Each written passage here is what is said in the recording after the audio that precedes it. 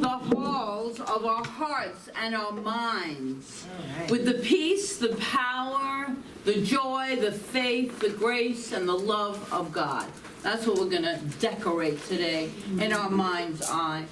The question of this morning is, we always decorate, bejewel, and bedeck all of these other things like wreaths and trees and everything else for Christmas. And that's great. That's great. But what are we doing with our indwelling self this year? How are we honoring and not even decorating, but allowing the beauty of who we are to come forth? Now, this is the time where everyone's in this Christmas spirit, right? Right. Or not always so. So it doesn't always, sometimes this can bring up a lot of sadness for people this time of year. You might have lost someone very dear to you, a good friend, a relative, anyone, and that, it's a grief and a sadness, and that's okay too. And that's what we're letting you know today. It's okay too. Perhaps old hurts or old memories and issues bubble to the top. It's like this holiday seems to bring up a lot for people, good and that which does not feel good. So I want to address that today. I want us all to know that you're in the perfect place right here and right now. Because feeling that holiday spirit we can feel that every day. We can feel that joy, that peace, that love that is God every day. But we need to honor our emotions. And we're going to talk about the emotions this year. Whatever it is, I want you to know, really, that it's all okay. And so this is a real rah-rah, enthusiastic community. We believe in the goodness in life. We believe in joy. Our name is Joyful Gathering. We believe it is our birthright to experience that joy, that peace, that love, that grace, that is divinity expressing itself. And we acknowledge that we don't always feel that rah-rah enthusiasm. We don't always feel that, right? We don't always feel the joy, the peace, the love, the grace, the faith, the fullness, the allness of God. Sometimes we just feel alone. And the holidays can bring that out in us, and we know that. We know that, and I know that. And I want you to know that we have practitioner coaches who are trained. We have 13 of them who are trained in coaching, and use them is what I would recommend. Call one up, even just to get an affirmative prayer, but mostly book a session with one of our beautiful practitioners. Anyone that needs it this time of year, make use of them. And could all of the practitioner and minister students stand so we can just see you and honor you? Those that are here anyway. Stand up. Denny's one, he's sitting. So let's give them a hand, really. They pray for us every day of the week. They are the healing arm of this community. So, but let's talk a little bit about maybe needing some assistance with our emotions this morning. And I want to get into this amazing poem by a Sufi poet, Rumi. And those who know Rumi, love Rumi. To know Rumi is to love Rumi. Sorry, I couldn't. But anyway, it speaks to what I want to talk about this morning. So I want to read it to you. This being, human, is a guest house. Every morning, a new arrival, a joy, a depression, a meanness, some momentary awareness comes from an unexpected visitor. Welcome and entertain them all, even if they're a crowd of sorrows who violently sweep your house.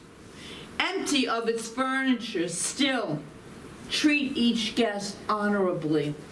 He may be clearing you out for some new delight. The dark thought, the shame, the malice Meet them at the door laughing and invite them in. Be grateful for whoever comes because each has been sent as a guide from beyond. So we're going to pull this morning from that beautiful passage. We're going to look at a few key elements, and then I'm going to give you a couple of practical ideas that we can use and put in our spiritual arsenal, if you will, for this holiday season and for life itself. First, in dealing with our emotions, the first step, the most important step, is awareness, not denial. And we call that a spiritual bypass. When we deny what we are feeling and say, well, that's not spiritual. It is all part of our human spiritual experience. So it is. Just honor it. Identify the emotion, but don't identify with the emotion. Say that again. I love that idea. Identify the emotion, but don't identify with it. Don't let it make your identity. It is something that you are going through and feeling. It's temporary. When you become aware of an emotion, treat it as you would an honored guest in your home. Welcome it, but don't let it take up residence. Respect and honor it. Be kind and compassionate to it, but don't let it run amok. And let it know that it is only a guest in your home. It will not, and it will be expected to follow the house rules. Love this. It shall not take charge of your life. Think about it. Just think about it. If you had a house guest who threw these wall parties every night, and your neighbors complain, and it wouldn't be acceptable for you to say, I can't help it. My rowdy house guest made me invite all his friends. I have no control over them. It's your house. No, we are responsible for what goes on in our homes. We are responsible. No one else can be responsible. And likewise, we are completely responsible for our own inner world. Honor your emotion-guest without letting them take over. That's the key. To honor your emotions, don't let them take over. You are not a victim of them. You are their gracious host. This is a whole different perception of our emotions, perhaps.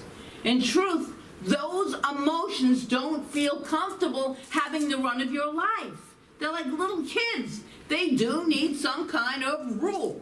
They need some kind of, a little bit of discipline. You know, or else they run over and they do little, you know, a little 2-year-old, 3-year-old, they'll take over your whole house. They'll destroy everything. You know, in their joy and all, but they'll destroy it, and it's the same thing with emotions. We make the house rules for these emotions. If you discover that they are running amok, your first response may be, maybe it's like, I want to evict all the squatter emotions right out of my house. But it's not always that simple. These emotions are here for a reason. We can learn so much from our human emotions. I've learned so much in my life from all the emotions, the ups, the downs, the beauty, the joy, the depression, the sadness, all of it. I've learned from each and every emotion, because that's what the awareness does for us. It does that when we make that our intention. So it's not always so simple, because they are really here for a reason. And they've become unruly. They become unruly because no one told them that there were house rules. We didn't control them. We let them take over our life. And if you're anything like me, it can turn into an anxiety attack. It can turn into all kinds of fear-based outcomes because they were not told the house rules. They don't run our lives, right? So what you need to do then is to know each of these emotional guests one-on-one, and ask them these questions. I have a couple of questions for you to ask your emotions. Like, where do you come from? They come from somewhere. Where do they come from? Where do you come from? What is your intention? How can I make you feel more comfortable? And what am I to learn from your presence? And if you've ever done this, it's really deep introspective work on yourself, when these emotions come up, you know that there are valuable lessons to learn from them. They truly are. And not to be a victim to them, but to learn from them. And they will respond with gratitude, because remember, emotions are temporary. They're not a thing of themselves. They're a part of us. They're a part of who we are while we're having this human experience. Only while we're having this human experience. We won't have to take, I'm believing that we're not taking the emotions with us. We can take our personalized use of the light with us, because we're eternal beings, we're God beings, we're incredible sparks of divinity. That's who we are. And I don't think fear is a part of that. But while we're here on this earth, let us just recognize and acknowledge that we have emotions. But when you're in charge, things can start to quiet down, and you'll find ways to satisfy some of the needs of your guests.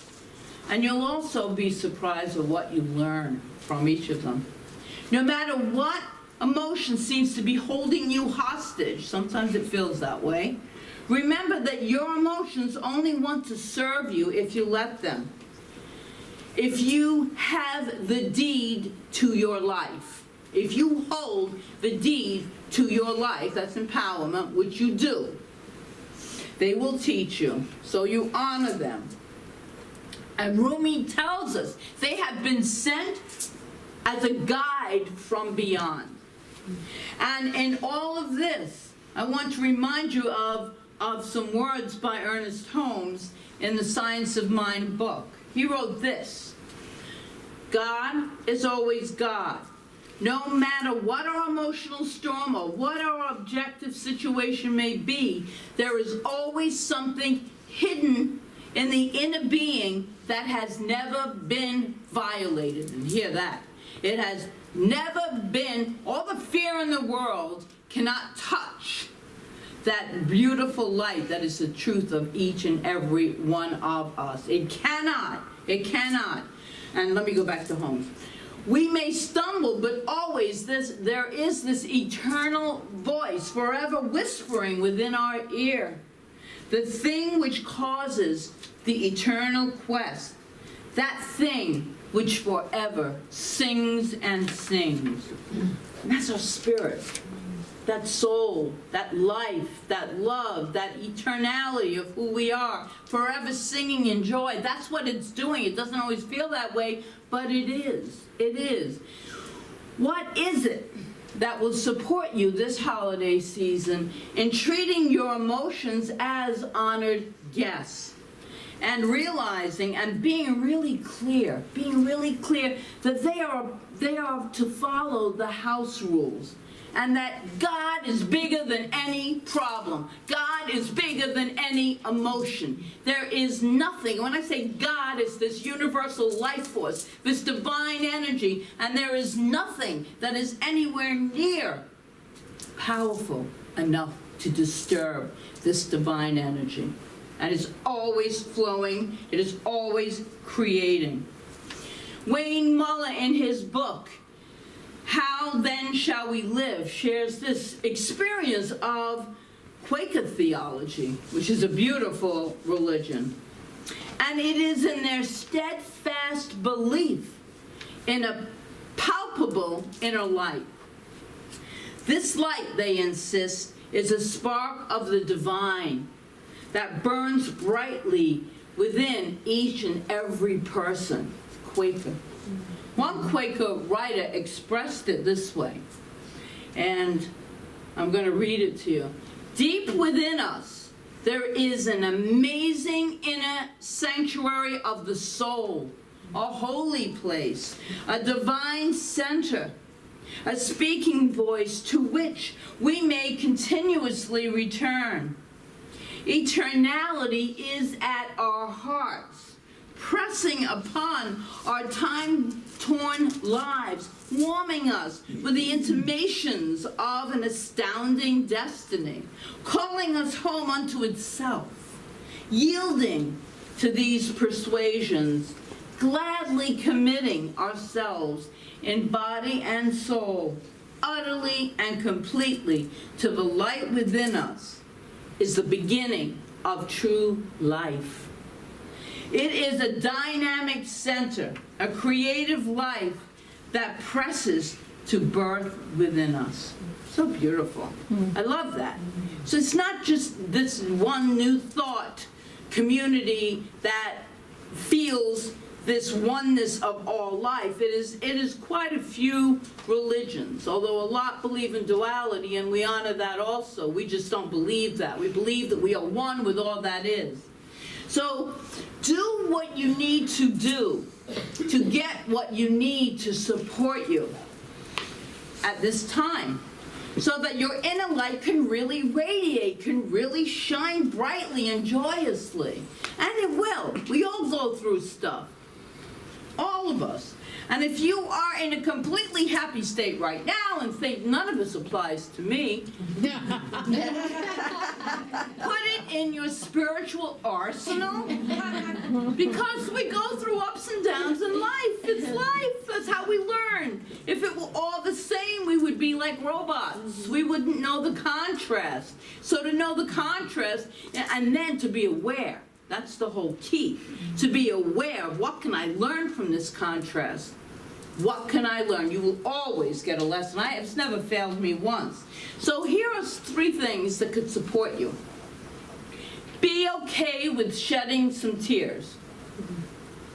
Turn to your faith. And the 3rd one, get an ample amount of hugs. That's that hug therapy we're going to experience a little bit today. And if you walk into Joyful Gathering, you're going to get hugs anyway. I was not brought up hugging. I mean, nobody, my whole family, I'm from England, you can't tell it, but I am. And nobody English-Irish descent, we don't hug. We don't express any kind of loving words. They just don't seem to come out of, at least in my family. So, when I first came into New Thought, like 27 years ago or something, about, maybe even longer, wow. But it was like, why are these people touching me? You know? What's up with that? So it was something, and then you start to get used to it. And then you get used to it, and then you come in and you expect it, because it feels good. It feels so loving. It's beautiful. It really is. And a therapist once told me that no one has ever died from crying. But people have died from not crying. Holding it all in. And if you need to have a good cry, then have it. Have that good cry. Do it. And I want to share with you, I've shared this before, but it's a powerful example of a letter that one of my friends and colleagues, Reverend Michelle Whittington, had shared with me, that her husband, who has since passed this year, so I hold her in the light for this year, her first year without her beloved Lonnie, Reverend Lonnie. But he used to have a prison ministry, and he would always teach classes in the prison and communicate, send letters and things to the inmates. But one of the inmates wrote this. One of the guys wrote this. Dear Lonnie and Michelle, first and most importantly, I would like to thank you so much for each and every single thing that you are doing to help me and our Science of Mind community here in prison. I am so happy to tell you that I received your letter, flyer, and CD last night. I am truly speechless. I am touched in a way that I have never been touched.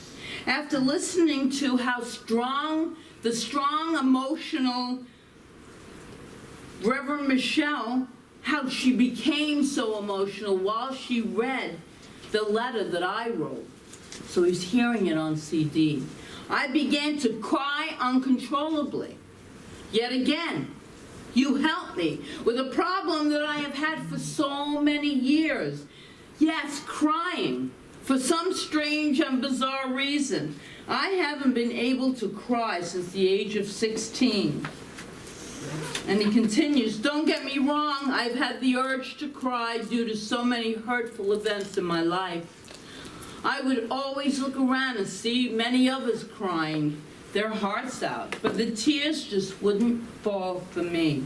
Well, last night, while listening to and feeling the strong emotions from Michelle as she read the letter that I wrote, it stirred within me a feeling of love that could only have come from God. I cried and cried like I have never cried before. To my surprise, it felt good. Thank you, thank you, thank you. And it's got another paragraph that goes with it. Like I have explained before, in this place, it is so easy to feel that people outside of these prison walls do not love or care about us. But when I hear the type of love and emotion that I hear on this CD, it makes all of this transformation worthwhile. Today I have inside of me a stronger force to succeed. I now understand how Superman felt with his cape on. Love and joy, your brother and friend, Leo. So, however it comes to us, however the awakening, can you imagine studying these powerful teachings in a place that's probably not pleasant at all? And to learn the empowerment and the success is our birthright. So, second is to turn on your faith. Turn on the faith in that which you see as the higher power that supports you all of the time. And remembering the words from Holmes that I just read, God is always God. No matter what our emotional storm or what our objective situation may be, there is always something hidden. There is always something hidden in the inner being that has never been violated. We may stumble, but always there is that eternal voice forever whispering within our ear, that thing which causes the eternal quest, that thing which forever sings and sings. And turn to that.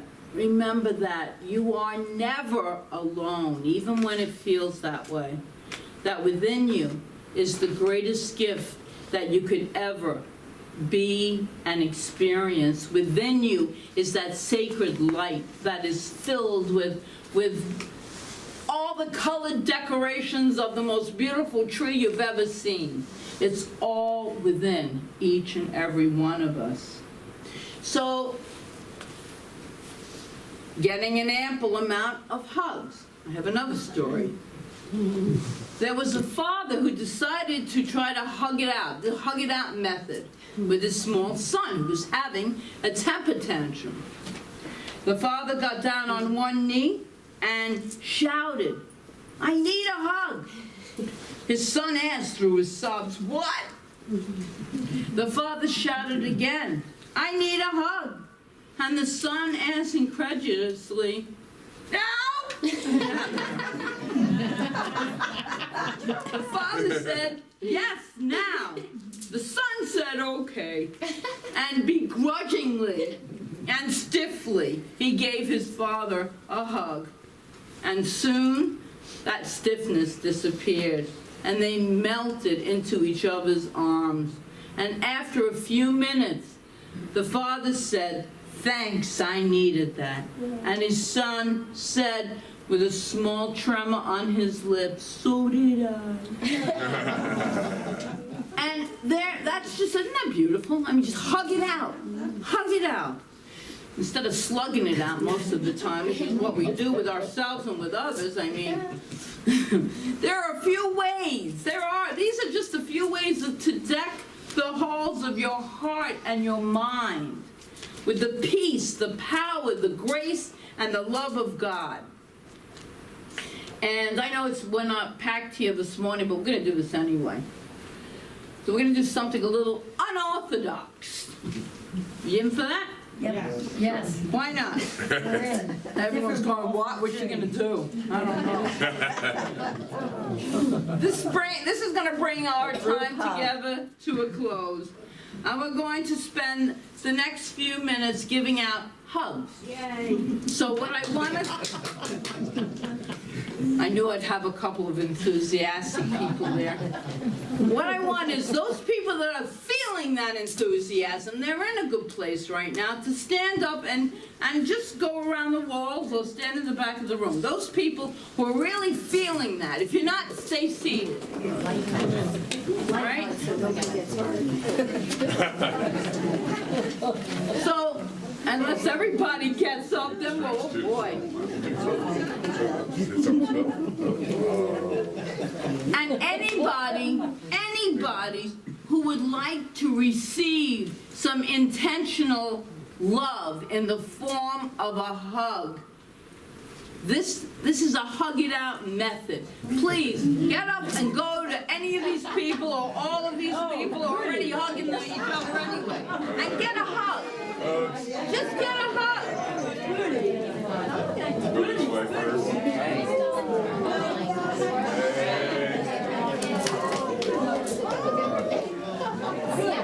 My two New Yorkers. By way of England. Brooklyn. See, I remember.